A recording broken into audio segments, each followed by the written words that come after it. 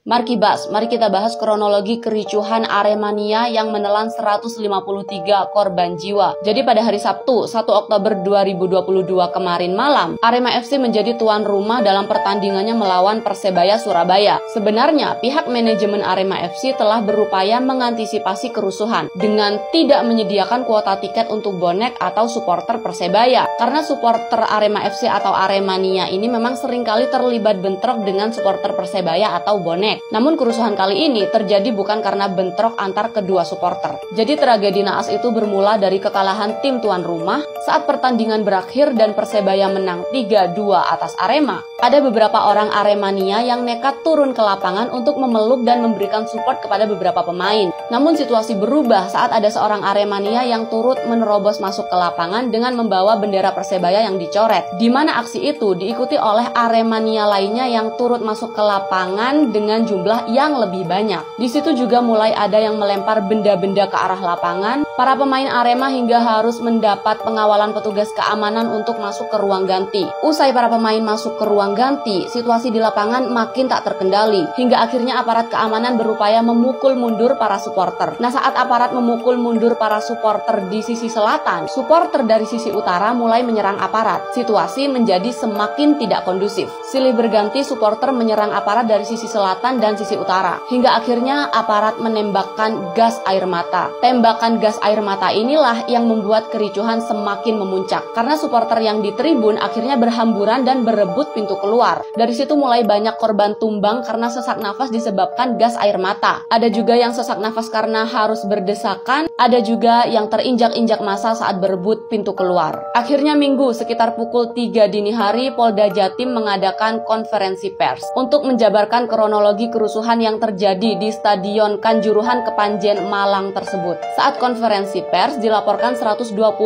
orang meninggal dunia, 2 diantaranya adalah polisi. Namun hingga sejauh ini korban meninggal bertambah hingga menjadi 153 orang.